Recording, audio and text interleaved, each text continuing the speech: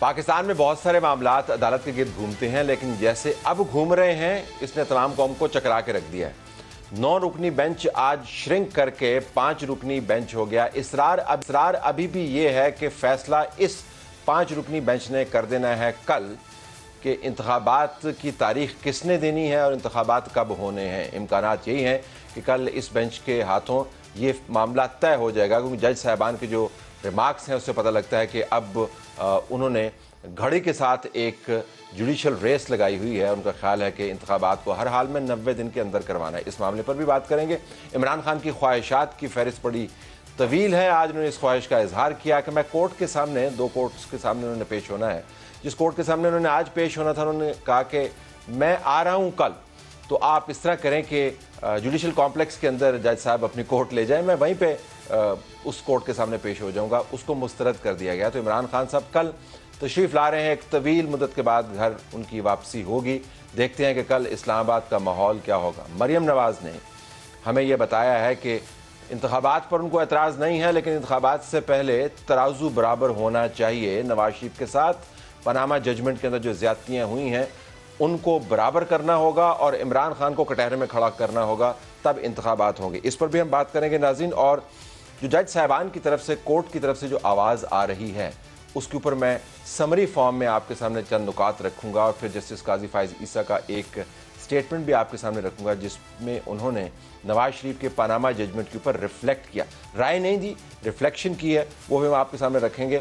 اور پھر ٹویٹس تو ہمارے پاس موجود ہی ہیں۔ عمران خان نے ہندوستان کے ساتھ ملاقڑے کا تمام کریڈٹ جس کو آج ہم مارک کر رہے تھے خود کو دے دیا، اور کہا کہ میرے حکم کے اوپر ایئر فورس نے ہندوستان کے کو ناکن چنے چبوائے اور اس کا کریڈٹ مجھے جاتا ہے۔ حالانکہ ہمیں بتاتے ہیں کہ اس وقت تمام فیصلے جنرل باجوہ کر رہے تھے۔ بہرحال ہمارے پاس پینل آج موجود ہیں۔ سائرہ بانو صاحبہ، رکن قومی اسمبلی جی ڈی اے کی طرف سے آپ کا بہت شکریہ۔ ان کے برابر میں سینیٹر مولا بخش چانڈیہ صاحب، پیپلز پارٹی کی طرف سے آپ کا بھی بہت شکریہ۔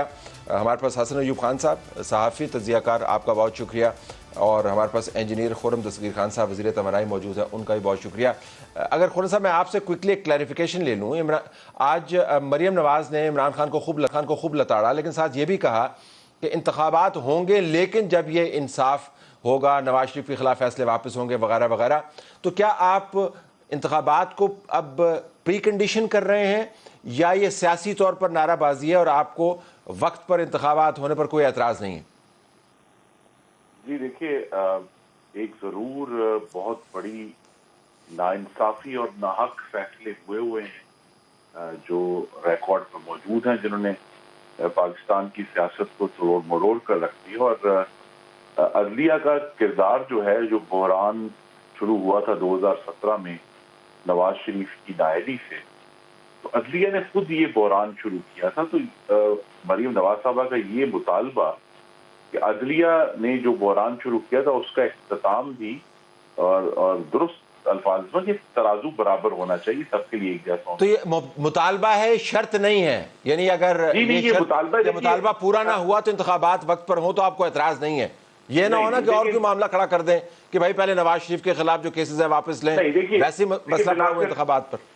ہم نے یہ جو عمران خان کی جو فاسسٹ حکومت کے خلاف جو جدوجہد کی ہے، اس کا مقصد تو یہی ہے کہ بالآخر ہمیں آئین کی سربلندی اور آئین کو ہی قائم کرنا ہے۔ زیادہ انتخابات کا معاملہ جو ہے وہ ایک آئینی معاملہ ہے، وہ سیاسی ایشوز اٹھیں گے، اس میں ڈیمانڈز بھی آئیں گی، لیکن میری توقع اور امید یہی ہے کہ ہم آئین کے مطابق ہی فیصلے۔ ٹھیک ہے جی، سائرہ صاحب ذرا عدالتی معاملات پر چلے جائیں۔ اب عدالت کے اندر ہمارے طرف سے تو خیال یہ کیا جا رہا تھا کہ فل کورٹ بنے گی۔ آج وہ کورٹ جو ہے وہ شرنک کر کے 5 ججز تک محدود رہ گئی ہے۔ حسن صاحب ہمیں بہتر بتا پائیں گے کہ وہاں کے ڈائنامک کیا ہے، لیکن پہلے میں آپ سے جاننا چاہوں گا کہ اس بات سے قطع نظر کہ ہمارا اسمبلیوں کی تحلیل سے متعلق کیا پوائنٹ آف ویو ہے، اس بات سے قطع نظر کہ کون صحیح ہے کون غلط ہے، کیا اس آئینی معاملے کو فل کورٹ یا لارجر بینچ کو نہیں سننا چاہیے آپ کے خیال میں؟ جی بالکل سننا چاہیے، مگر یہی بات ہے کہ وہ ججز ہمیشہ نشانے پہ رہتے ہیں، سیاستدانوں کے نشانوں پہ۔ ججز سیاستدانوں کے نشانے پہ رہتے ہیں؟ ہاں تو یہی ہوتے ہیں نا ان کے فیصلے کو کون وہ اگر کسی ایک پارٹی کے حق میں آ جائے تو ان کے لیے تو وہ چیز بہت اچھی ہے کہ جو فیصلے ہوئے وہ انصاف آئین اور قانون کے مطابق ہوئے، اور جہاں وہ فیصلہ کسی کے خلاف آ جائے اور وہاں پر پھر وہ نشانے پر آ جاتے ہیں تو یہ ساری چیزیں پھر ہم وہ کہہ رہے ہیں نا کہ لیکن اصولاً تو آپ اتفاق کریں گے نا کہ اتنا اہم معاملہ ہے، ہاں تو فل کورٹ کو ہی سننا چاہیے جی. جیسے ابھی اس سے پہلے بات ہو رہی تھی کہ جسٹس فائز عیسیٰ کے لیے اور اتنے اہم ججز اس میں نہیں ہیں، تو اب وہ 5 بھی الگ ہو گئے تو 4 الگ ہو گئے تو 5 ایک کیسے وہ ہوگا؟ تو آپ کو اس پر اعتراض، لیکن ججز رہتے ہیں نشانے پر سیاستدانوں کے. جی خرم صاحب ذرا اس کے اوپر واپس آئیے گا. یہ نقطہ بڑا اہم ہے کہ جب یہ سب کچھ ہو رہا تھا نواز شریف صاحب فرماتے رہے کہ میں بتاؤں گا مجھے کس نے نکالا، وہ بتاتے بتاتے پھر وہ لندن چلے گئے، پھر لندن سے ابھی تک وہ واپس نہیں آئے. اب مریم نواز صاحبہ نے اپنی دوسری سیاسی کیمپین کے اندر لندن سے آنے کے بعد اپنی توپوں کا رخ موڑا ہے، گینگ آف 5 کی بات کر رہی ہیں، ججز کے نام بھی لے رہی ہیں. اتنے طویل عرصے خاموش کیوں رہے آپ؟ جی ہم نے اپنی پوری کوشش کی اس اپوزیشن کے 4 سالوں میں 2018 سے 22 تک، لیکن یہ جو بات ہم اس پوری ڈسکشن میں بھول جاتے ہیں کہ یہ عمران خان کا آنا اور ان کے 4 سال کی حکومت یہ کوئی سیاست کا قدرتی عمل نہیں تھا، یہ غیر قدرتی عمل تھا. It was an in natural process جس کے ذریعے اپوزیشن کو گرا کر نواز شریف کو ڈسکوالیفائی کر کے یہ سارا عمل کیا گیا تھا. اور اس میں ہمیں کھل کر اب بات ہو رہی ہے کہ اس میں اسٹیبلشمنٹ شامل ہے، اس میں عدلیہ نے بھی اپنا ایک رول پلے کیا ہے. تو لہذا جب تک وہ ڈسٹورشن جو توڑ مروڑ ہوئی ہے پاکستان کے آئینی عمل میں اور پاکستان کے سیاسی عمل میں، اس کو سیدھا کریں گے تو ہم آگے بڑھیں گے نا. اگر اسی طرح جنہوں نے کی وہ ریٹائر ہو گئے، وہ آرام سے اپنے گھروں میں بیٹھے ہوئے ہیں، کوئی اپنے فارم ہاؤس کے اوپر ہے، کوئی باہر چلا گیا ہے، آپ نے اب یہ معاملہ کھولا، اس وقت کیوں نہیں بولے؟ جی دیکھیے ہر معاملے کا ایک وقت ہے. اس وقت بولنا یہ تھا کہ کیا نواز شریف سنیے، آپ مجھے آئی وش کہ آپ یہ کٹ کریں، حسن کو کٹ کریں. حسن ہاتھ جوڑ رہا تھا، ہاتھ جوڑے، لیکن نواز شریف نے 16 اکتوبر 2020 کو بولا تھا نا، کیا بولا نہیں تھا پوری عوام کے سامنے؟ اپنے حلقے گجرانوالہ کی بات کر رہے ہیں؟ جی میں گجرانوالہ کی بات. اس کے بعد کب بولا تھا؟ دیکھیے نا بات یہ آپ نہیں گجرانوالہ کے بعد کب بولا تھا؟ آپ نے بار بار مریم نواز اب ہر جلسے میں بول رہی ہیں.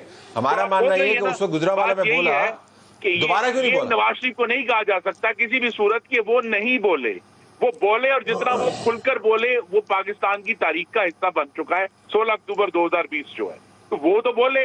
اب ہر ایک چیز کی یہ لمٹ ہے کہ جی ہم نے تمام وقتی مستقل طور پر جا کر ٹکرے مارنی ہیں ان اداروں کو جو پاکستان کو اس کی فاؤنڈنگ سے لے کر آج تک جو ہے اس کی سیاست کو اور آئین کو ڈسٹورٹ کر رہے ہیں. اس کی ایک لمٹ ہے، ہم نے وہ لمٹ چیک کی ہے اور ہم چیک کر کے اب سارے عمل جو ہے اس پر آگے بڑھ رہے ہیں.